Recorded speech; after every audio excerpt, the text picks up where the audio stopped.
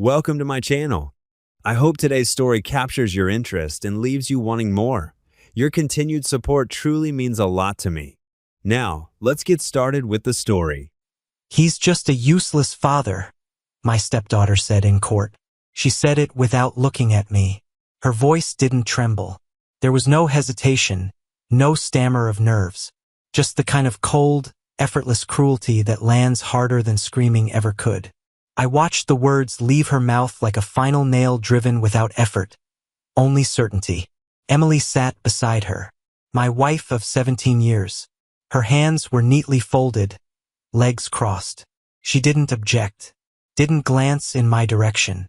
She blinked slowly, like this moment was inevitable, as if she'd known for a while now how this scene would play out. The judge didn't look at either of them. Instead, she turned to Emily's attorney, a man I'd met only once before, during a friendly estate planning meeting that I now realize was anything but. A man who looked at me the way you look at something expired in the back of the fridge. Distaste without emotion. The judge asked, evenly, "Are you sure you actually understand who Mr. Blake is?" Her tone wasn't hostile. It was worse. It was curious. The lawyer hesitated. That was all it took. You learn a lot in hesitation. This is where truth leaks. A flicker in the eye. A twitch in the corner of the mouth. He glanced at Emily like a student caught copying from the wrong test. And right there, in that half-second of silence, everything shifted. I should start from the beginning. My name is Mark Blake. I'm 53 years old. I've worked the same job for nearly 3 decades. Corporate audits, forensic accounting, financial fraud detection. The kind of work people call boring until they desperately need it. I'm not flashy. I'm not emotional. I'm exact. It's why I never thought I'd end up here, sitting in a courtroom, watching my family speak about me like I was a stranger who'd wandered into their house one day and never left. Emily had filed for conservatorship over me, emergency petition. She claimed I was no longer fit to manage my affairs. She told the court I'd been slipping, losing track of time, making erratic financial decisions. She painted a picture of a man unmoored from reality, prone to suspicion, detachment, paranoia. They nodded along. Her lawyer, the therapist she found, a family friend who suddenly recalled how I'd started repeating stories and asking about dead relatives like they were still alive. It was all very compelling, very neat, until it wasn't. You see, I didn't argue. Not publicly. Not then. Because Emily was too smart for a direct confrontation.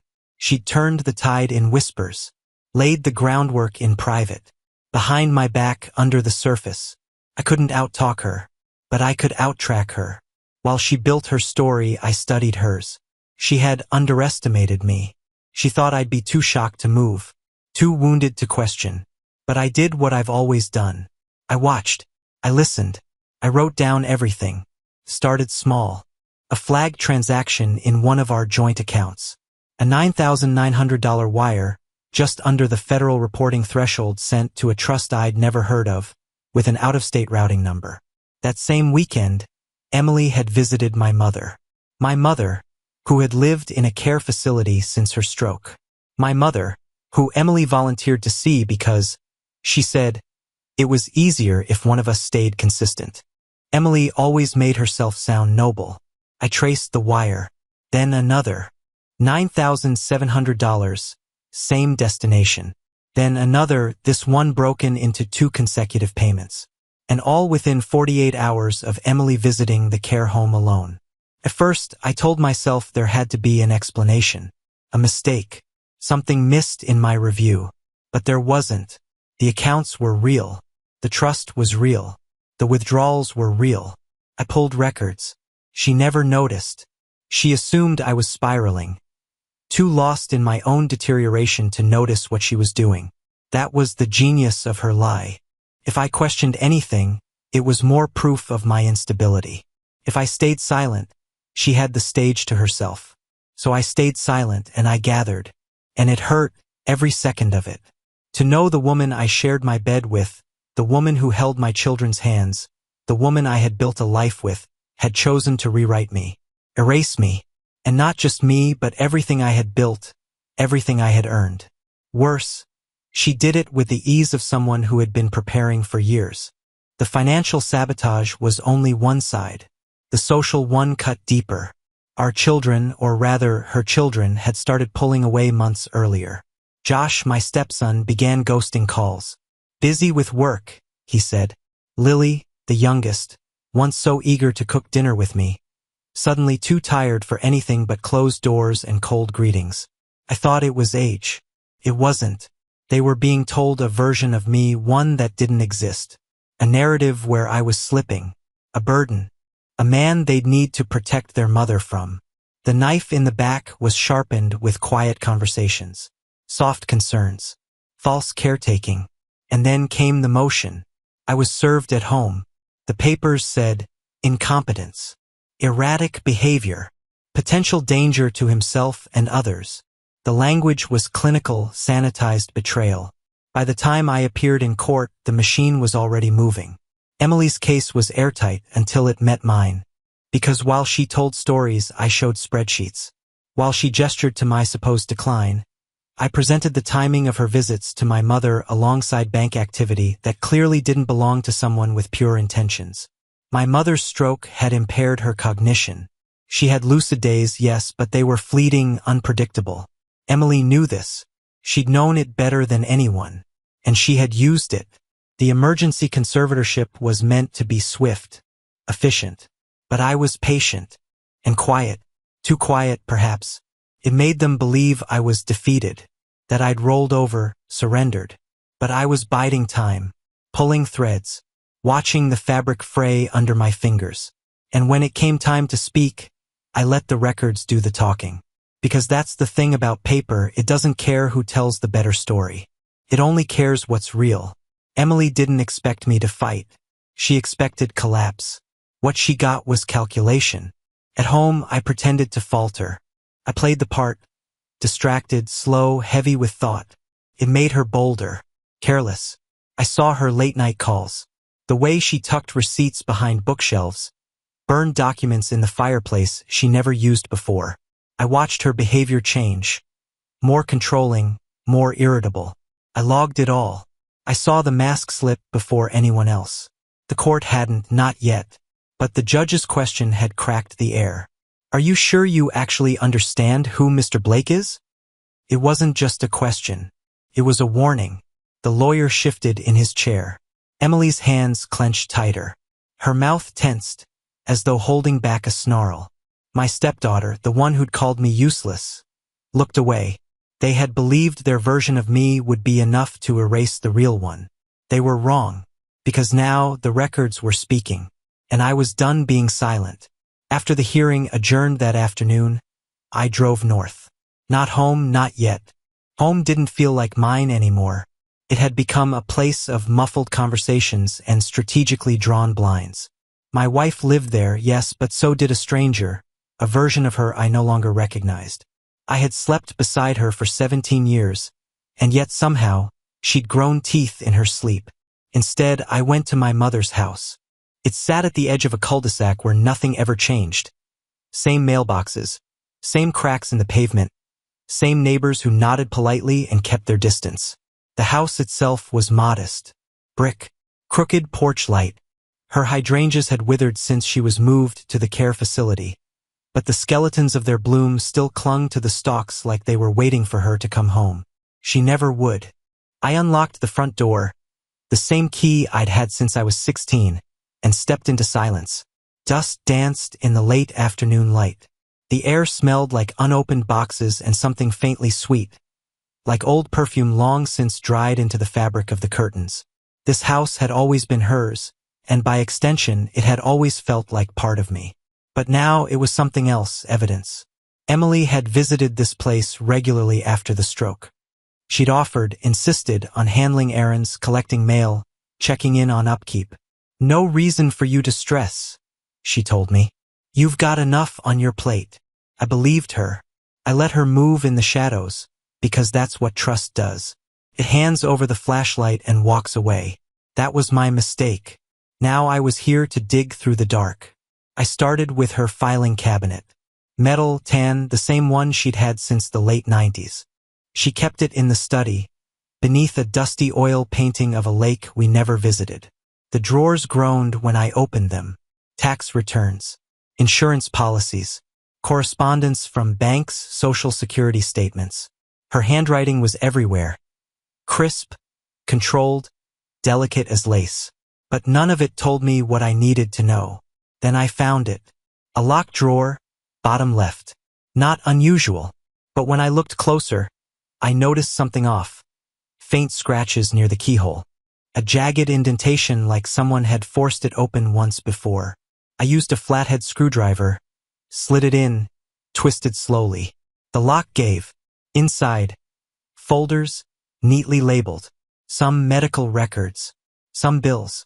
And then, tucked between medical 2020 and utilities, a thin, leather-bound notebook. Soft brown leather. The kind she'd always used. My throat tightened. Her journal. I hadn't seen it in years. She'd always been private about it, never secretive, just reserved. Some things are meant for paper, not people, she used to say. I never pushed. I opened it. The entries were short, bulleted sometimes, just fragments of days, feelings, appointments. The script was shaky in places, post-stroke. But one line hit me like a slap. Emily brought papers today. Said they were for the bank. I signed. I shouldn't have. My stomach dropped. My fingers tightened around the edges of the book. I read it again, slower this time, then turned the page. Mark didn't come today. Emily said not to bother him. She said he was overwhelmed.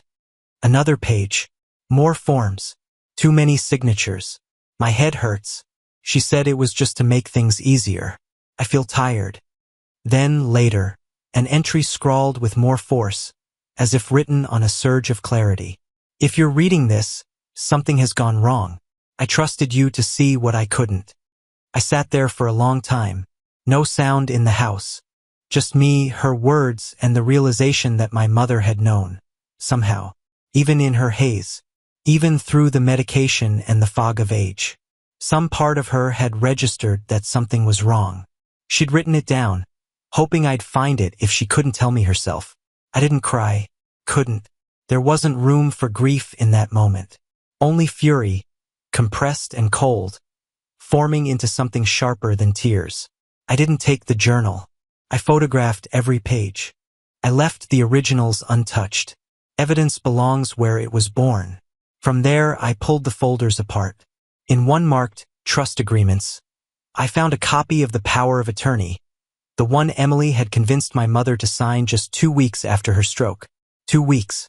At a time when she couldn't remember how to operate a microwave, she was apparently competent enough to hand over control of her estate.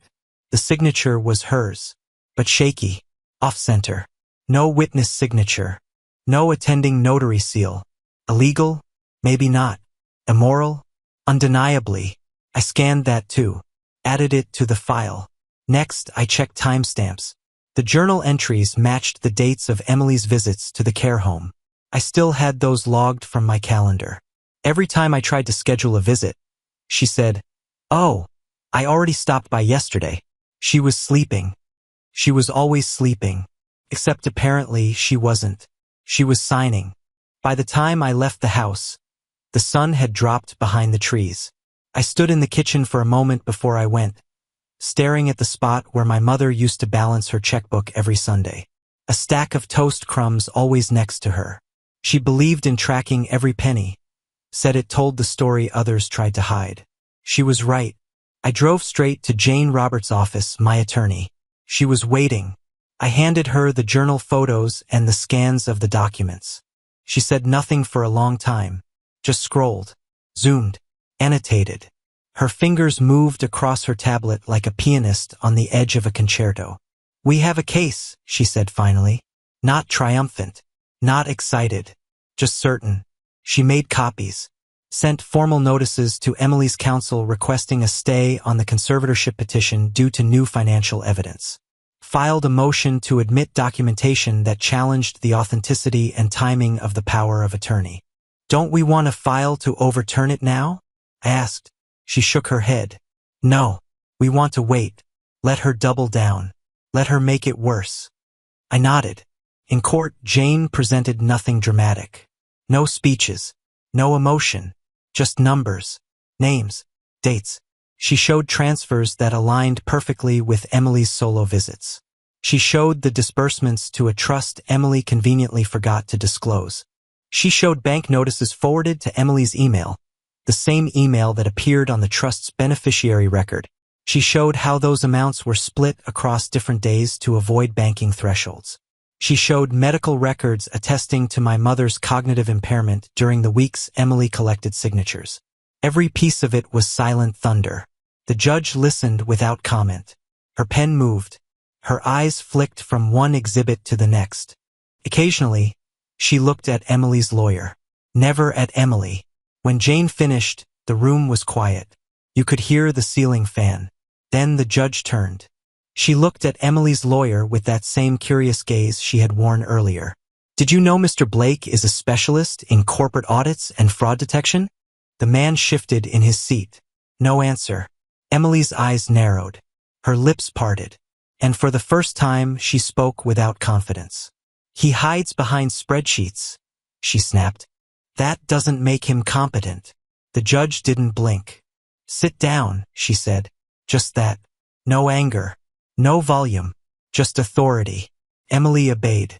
And with that, the story she had written for the court, for the children, for our friends, for the world, began to collapse under the weight of her own fiction.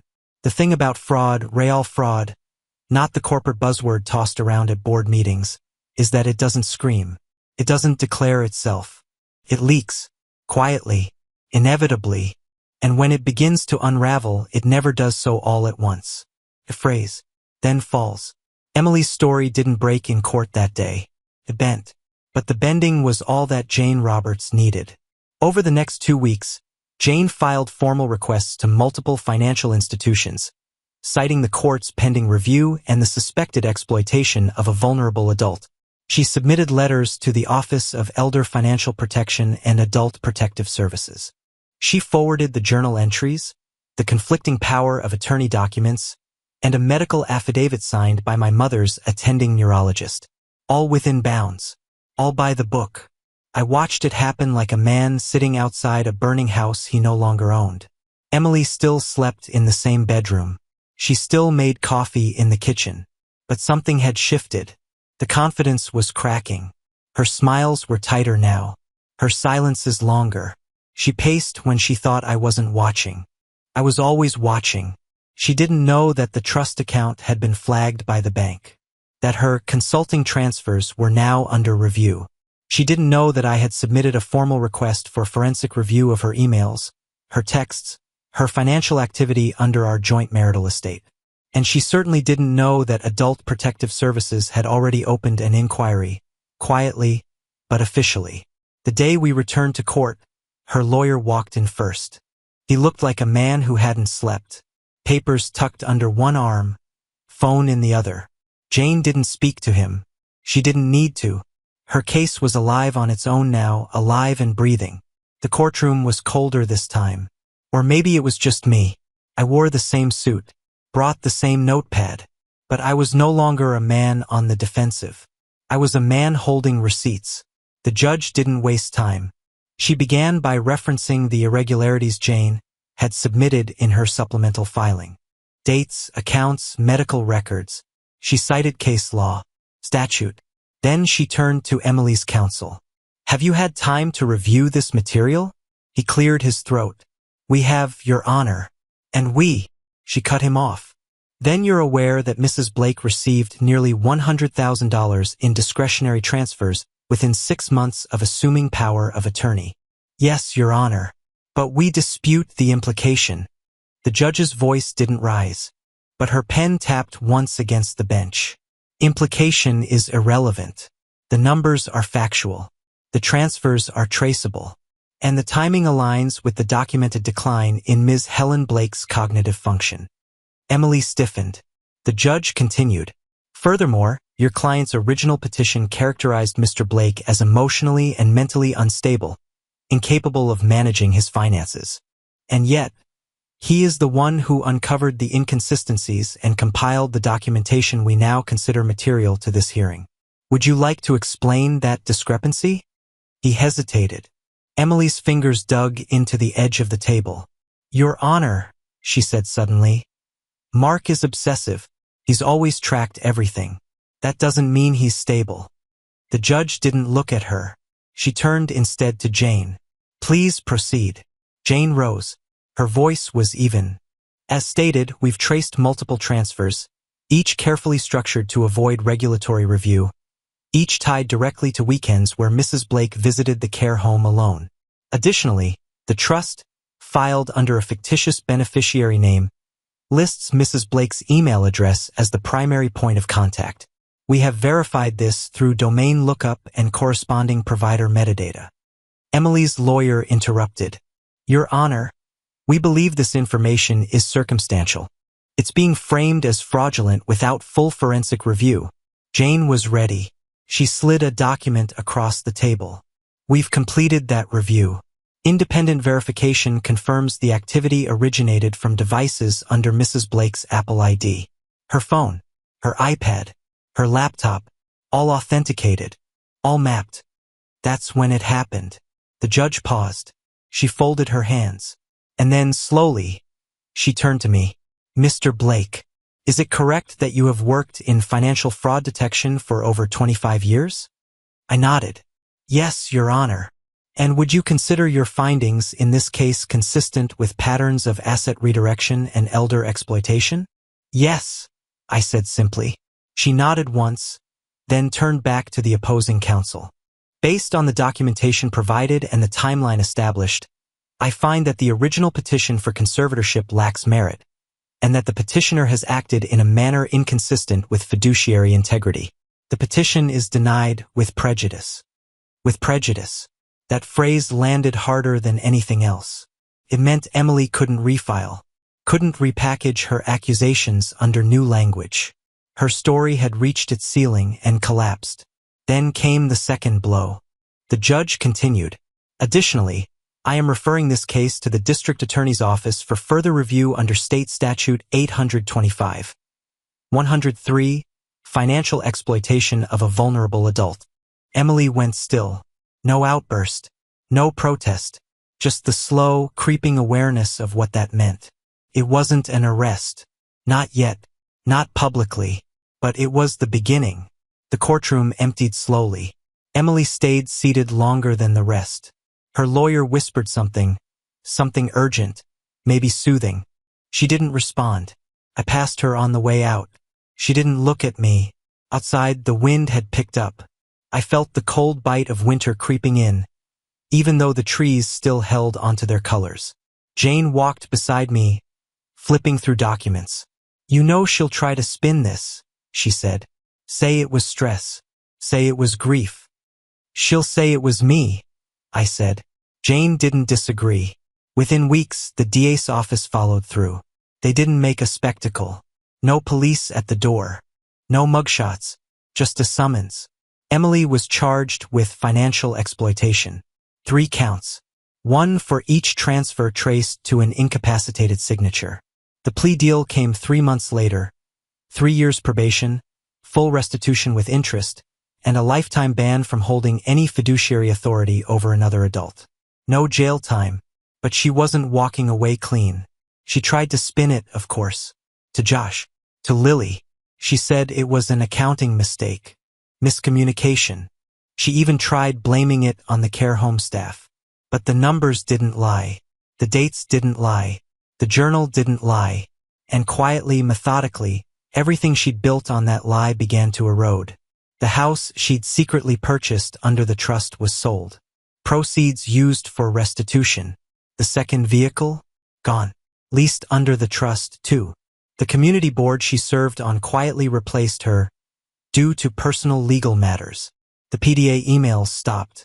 Her volunteer work ended. Her silence, once a weapon, became her shield. I didn't gloat. I didn't speak. I withdrew. Josh didn't come around much. When he did, he sat stiffly, like the air was heavier near me. But one day, he handed me something. A printed email, sent to Emily from a bank alerting her of a flagged withdrawal from my mother's account, forwarded to her personal address. He didn't say anything else. He didn't have to. That night, I sat alone in the living room. My house, still filled with furniture we'd picked out together. Still heavy with the scent of lavender she always sprayed on the curtains.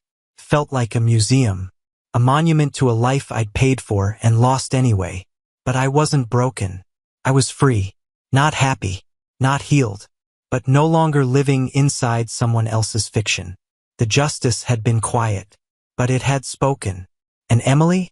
She now lived in a smaller apartment, paid for by a salary she had to earn without leverage, without deception, without the benefit of my income. She no longer managed anyone's account but her own. She tried to reach out once, through her lawyer, a letter. There was no apology inside, just careful words. Phrases like, "I never intended harm," and "perhaps we can revisit communication someday." I shredded it, because intent means nothing when the knife is already in your back. After the plea deal, there were no more headlines, no interviews, no catharsis, just a name in a docket. A woman stripped of titles she once wore like armor, fiduciary, organizer, volunteer, now a cautionary line in someone else's seminar about estate fraud. Emily faded. That's what happens when the lie dies before the person does. She moved out in late spring, quietly, no truck, no scene, just 3 suitcases and a leased Honda with dents on the door she hadn't bothered to repair. Lily helped her pack. I didn't stop them. I watched from the living room window as they loaded the last of her things. Clothes, a cracked photo frame, a lamp she insisted was hers. She didn't say goodbye, just a glance, cold, flat, like the shadow of a woman I'd once memorized. The house grew quieter after that, but not peaceful, just still, like after a storm, when the power's gone out and you're waiting for the hum of something to return. I went back to work. My firm had held my position with oversight. Jane had warned me that even if I was innocent, the stain of being accused would linger. So I accepted the conditions. Quarterly reviews, temporary restrictions on high-risk clients. It was humiliating at first, but then something strange happened. I began to like the slowness, the scrutiny, the deliberate process of rebuilding trust, not with others but with myself. Every spreadsheet I reviewed, every ledger I signed off on, was a way of reasserting who I was. A man who watched, who saw, who did not flinch. Josh came by sometimes, not often. His visits were awkward, fumbled things. He never mentioned the trial, the court, the journal. But one day, as he stood in the doorway of my office, he handed me a printed email without a word. A notice, months old, originally sent to my mother's bank account, forwarded to Emily's personal inbox. He looked at me like he expected anger or blame. All I said was, "I already have it on file." He nodded, left. That was the closest he ever came to an apology. And maybe that was enough. Lily took longer. She was younger, only 16 when Emily filed the petition. Still a child then, at least in the way she saw the world. In the way she saw me. To her, I'd always been Mark, not Dad, not even stepdad. Just Mark, the man who paid for lessons and drove her to dance recitals. I never asked her to love me, but I had hoped she would at least see me. After the fallout, she kept her distance. Until one afternoon, nearly 6 months after Emily's sentencing, I came home to find her sitting on the front steps. Hoodie, headphones, knees pulled up to her chest. She didn't speak right away, just stared at the sidewalk like it might give her an answer. Then, quietly, "Mom's different now." I said nothing. She looked up at me. "Do you think people ever change back?" I sat beside her. The porch creaked. The sun had just begun to dip behind the trees. "No," I said, "but they learn what they can't undo." She nodded. That was all. We didn't talk after that, but she began visiting more often, sometimes with homework, sometimes just to sit in the old sunroom and listen to records.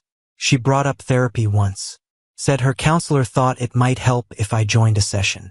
I went, not for reconciliation, not for healing, but for her. to answer what questions she couldn't ask when the court was burning and her mother was the match.